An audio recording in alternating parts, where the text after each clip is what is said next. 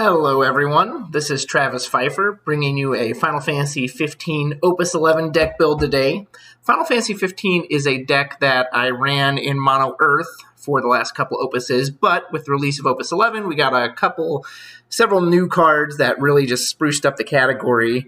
The official title of this deck is named after Libertas, which I'll get to later in the video. But you can kind of subtitle it what you see there as well. Prince, his retainers, and his King's Glaive. This was actually the deck I ran in the RVA Returners Tournament, World of Ruin. And, well, that tournament didn't get finished, so I can't say how successful it was or wasn't. But I did win my first match, and I lost the next two. But I felt like I was competitive, at least. I didn't just feel like I got ran over or anything of that nature. So anyway, here's the deck. We'll go ahead and get into it a little bit. Like I said, 15 is something I ran as part of the Mono Earth package, which I thought was really effective. And I definitely wanted to try the Lightning version out when it got released in Opus 11. In particular, when I like to build category decks, I want to stack the deck with as much of that category as possible. And one of the things I like about this deck so much is that almost the entire deck is category 15 characters. There's no summons right now, but I'm pretty sure all the forwards, as well as most of the backups, are Final Fantasy 15 characters. And there's nothing that says you have to do that, but sometimes I'll see these other decks, and it'll be like, oh, this is a Final Fantasy 5 deck, and there'll be 3 characters from 5 in there, and then just a bunch of generic good cards. And I'm always kind of like, is that really a 5 deck? So anyway, 15, we are going to start off with the Prince himself, Noctis. So I actually run both copies of Noctis, and I run 3 of each. And I was kind of worried, like, okay, is that going to be too much? But in my opinion, it really isn't. So they both have an EX burst, which is always great to hit into damage. That 6 point of damage on the 3 CP Noctis can bail you out. You never know when that'll come in handy.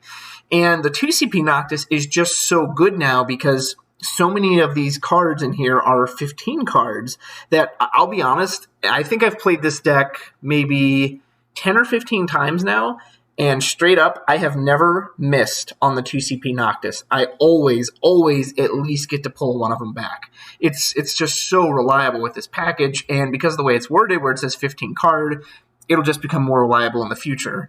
Plus, he has a special, so I don't find my hand ever gets junked with having too many Noctises in hand, especially since Ignis can search him out as well. It's just never felt bad. And the 3 CP Noctis, even though he doesn't have a special, because of his action ability at the bottom, you can almost kind of consider that a special, and you can just play the other pay with the other Noctis to help him prevent damage. So, he's the Prince. He's such a great part of this deck. The 3 CP in particular can give very low power forwards a lot of trouble, but I really like the 2 CP in this deck. I just couldn't bring myself to pick one over the other, so I decided to go with both, and so far, I think it works great. So after Noctis, we have some new additions. I'm putting them both on the same page because they kind of synergize with each other. So first we'll talk about Glauca. I run 3 copies of Glauca. He's, of course, a 2 CP Lightning forward, and he makes all other Lightning forwards on the field. It costs 1 less to play them onto the field.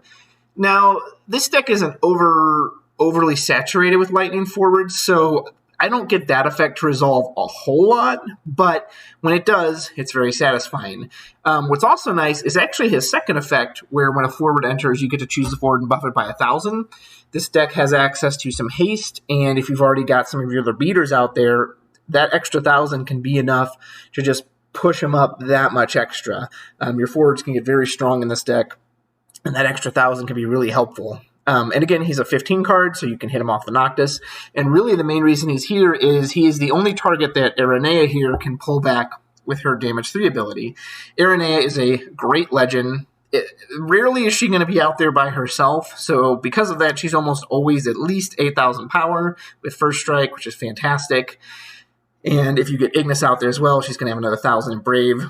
Her damage 3 is great because it guarantees you can pull Glauca back. Now, again, I was kind of worried because I was like, well, since it specifically pulls back a Lightning forward, is Glauca enough to make sure this reliably goes off? And at least in my experience playing it, it has been. Again, there hasn't really been an instance where I've put Irenea out there and I didn't have Glauca to be able to pull back. So I found that to be very reliable. As far as her damage 6 goes, I haven't gotten to use it yet in the sense of, all right, I'm damage 6, plop her down, boom, everything has haste. But I will say the threat of it has been prevalent for me before.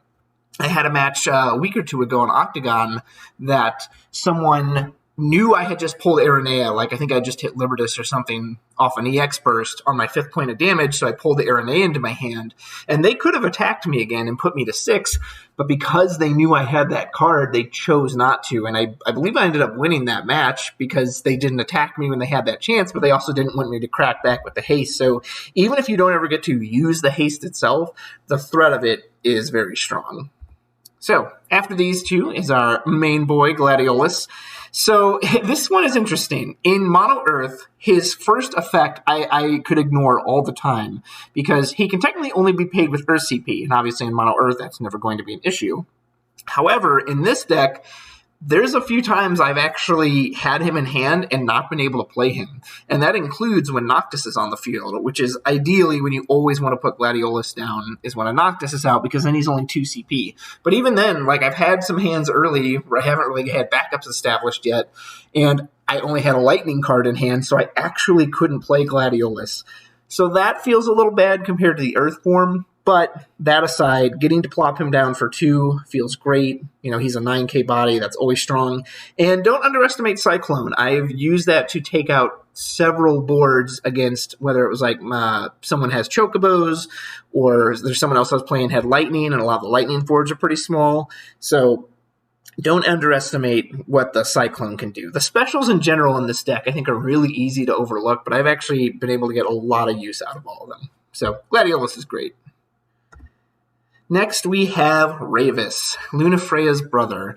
So Ravus is a 2-of in here, and he's an EX burst, helps keep the burst count high. And what's nice is that his Dull forward is on the EX burst tech. So if you hit him in burst, he's always going to dull something. I'll have to be honest, though, Ravus is one of the cards that I just haven't got to work as much as I would like to.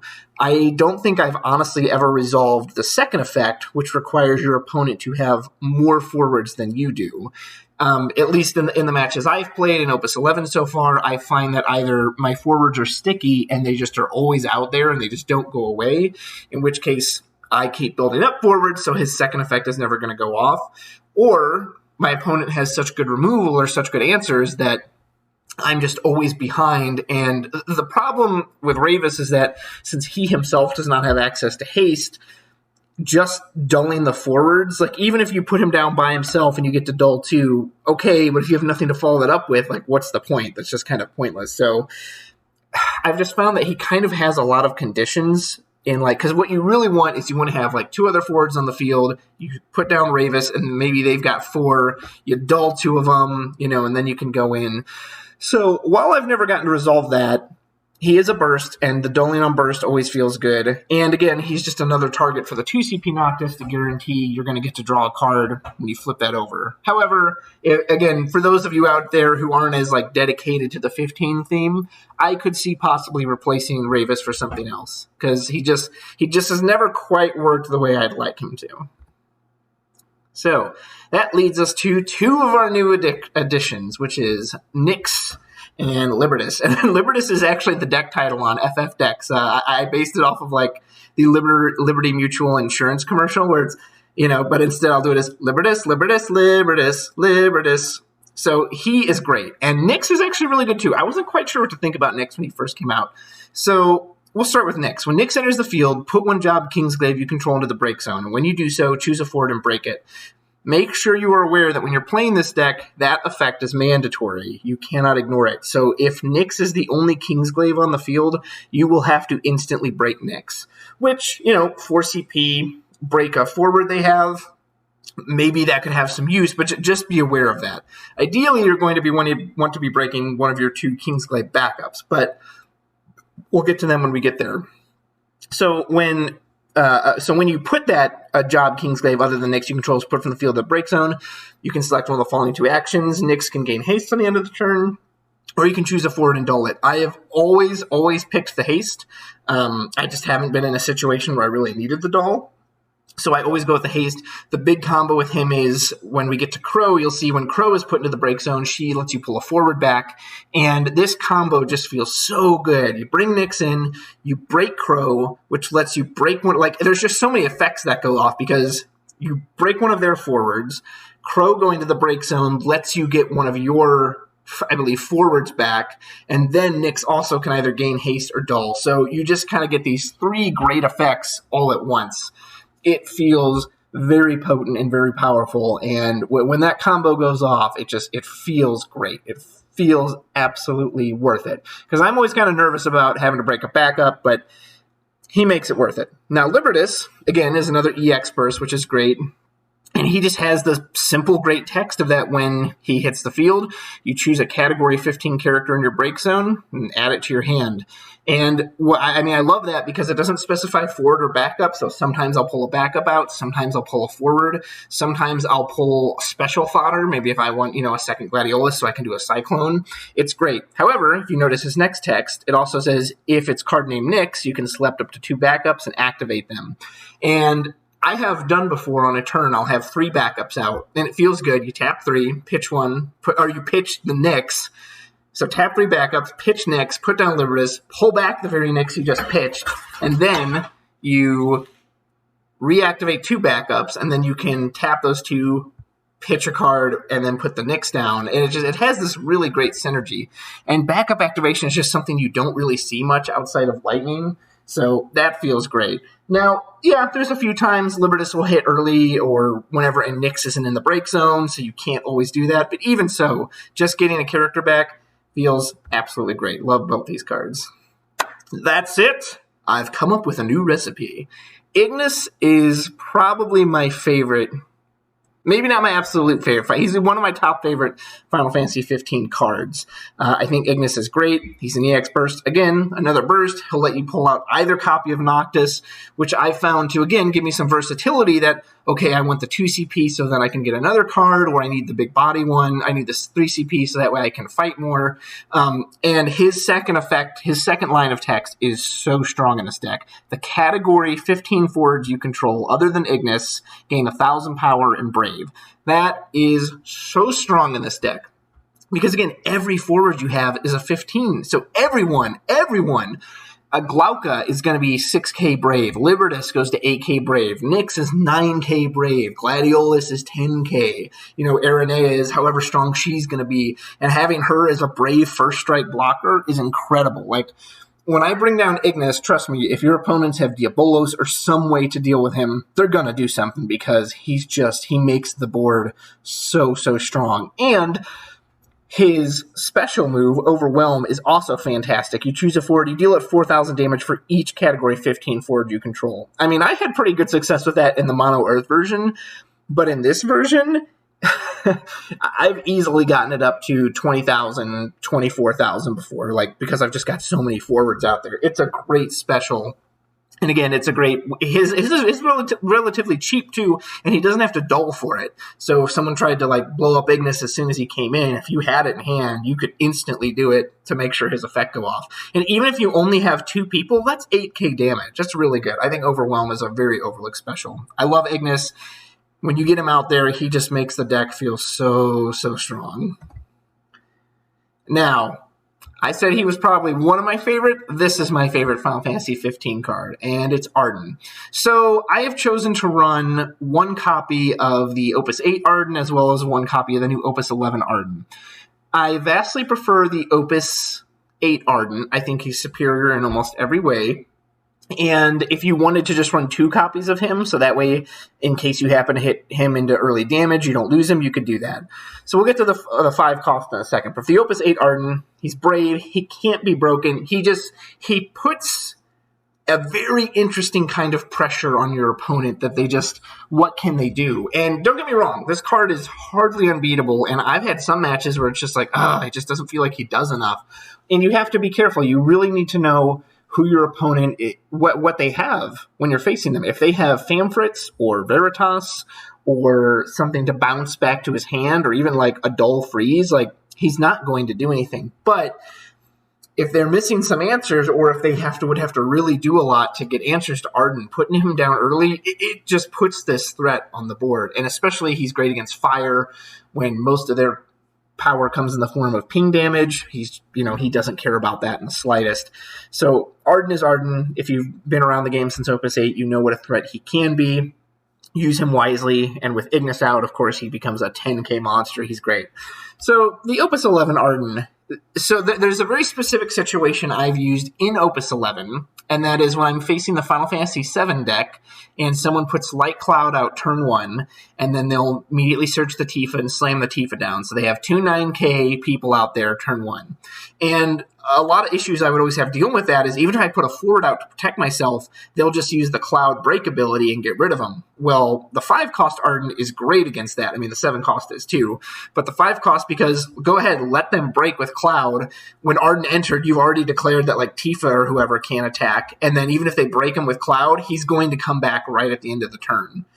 Now, the only reason I don't really favor that one as much is because he is only good in a situation where it's a straight break, like Cloud's effect, like Diabolos, like something like Famfrit.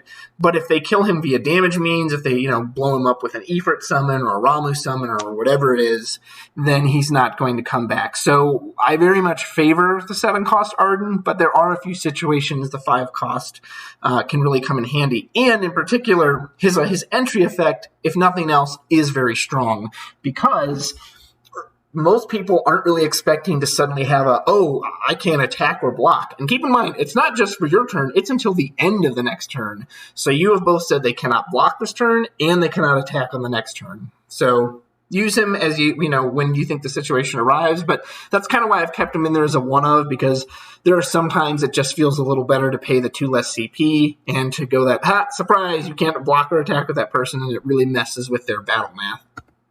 So those were all the forwards. As you saw, they were all 15 forwards. Moving on to the summons. Currently, I'm running 2 copies of Kusith and 1 copy of Exodus. And this one, you could really mess with the numbers either way. You could do 3 Kusith, you could do 3 Exodus. Kusith is very simple and straightforward. On a burst, I like him on a burst because he's reliable, unlike Exodus, which requires you to have a forward. As long as Kusith hits into the zone, unless he's like turn 1 and you haven't even put anything out yet, you're always going to get some kind of value back, and he's cheap, which I like. Exodus, I just don't know how I feel about this card, honestly. I originally had 3 copies of him in here, but I don't know. I haven't really faced Ice a whole lot, so maybe I would prefer him against that kind of matchup because I could make use of the he can't be dulled, or if I was facing a lot of water, maybe I'd have the he can't be bounced. Because right now, 1 CP, 3k Brave is great, but again, a lot of the forwards in this deck have ways to become brave and powered up anyway, so I've just never quite felt like I really, really needed him, so I don't know. I'm still just not sure what to make of this card, but he is a burst. Maybe it could help you out, so you can kind of balance these ones as you see fit. Now, who I do love currently is the 2CP Ramu. There are some threats he just doesn't deal with, but there's also some threats he deals with right away. One of the big reasons I put him in here, and I used him in the World of Ruin Cup, was for that new Opus 11 Light Cloud.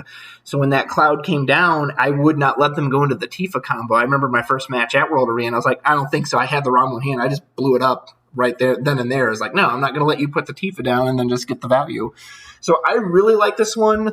On a burst, it just depends. If they have a hasted person, he can really surprise them on a burst that, that character, it's dead now. Other than that, he's not always super, super great on a burst, but I don't know. I found him to be more reliable than I originally thought he was, so I've really come to like this card, and the fact that he's so cheap, I can have 2 cards in hand, pitch 1, then play him, feels great. And Bahamut Zero is just one of the greatest lightning summons they ever released. He is the master of, he basically just buys you a turn. If it's close to the end of the game, he's going to win you the game because it doesn't matter how many blockers they have. Boom, you break one, dull everything else, and then you just go in for victory. Or he's great if you're kind of on the back foot and you need to stall for a turn. When they go to their combat phase, boom, hit them with Bahamut Zero, and you've basically just skipped their entire combat phase. So there are times I wish I ran 2 of him because I hate seeing him early, or if he goes into damage, I'm like, oh no, that was my only one. So yeah, I would not be a bad idea to put more of him in there. You can never have enough Bahamut Zero in my book. Moving on to our backups. First one is very straightforward and simple. This is an Earth Lightning deck. This Moogle will allow you to produce Earth or Lightning CP when he's on the field. That just makes him invaluable. It's as simple as that. Next is our two new Kingsglaive backups, Luce and Crow. Luce is great just because he's a 2 CP Kingsglaive backup, so he's a great target for Nyx. Ideally, who you want to be targeting Nyx with, though, is Crow, because, again, Crow gets an effect for going to the break zone. Plus, what's also nice about Crow is that she can willingly dull herself and put her in the break zone to dull a forward. So I really like Crow's effect because I've always liked cards that you can control when something happens. Like, no, if nothing else, if I have to do it, I'll just do it with Crow. I have messed with the numbers before. I've had 2 of Luce and 3 of Crow, or I've done 3 of both. Honestly, the only reason Luce has 3 versus Crow's 2 is, even though I think Crow is ultimately a better card for the deck, Luce is just cheaper, and I really like having the 2 CP backups. Luce, and I've used his effect a few times, having indiscriminate break, especially in Lightning, can be very useful. Yeah, they get to draw a card off of it, but again, it can be done at any time. It's not restricted to your turn or main phase or anything like that. Just if you really need it, it's a really great emergency measure to just break a forward outright. So really like these both. They have played very well, a lot better than I was anticipating. Some people say, oh, Crow's too slow because she doesn't do anything when she comes in. But, she's setting you up. Yeah, maybe if you see her at the very end of the game, it's kind of too late by then. But if you get her down early, if she's your second backup, you are set up for that just big swing play, which feels so great.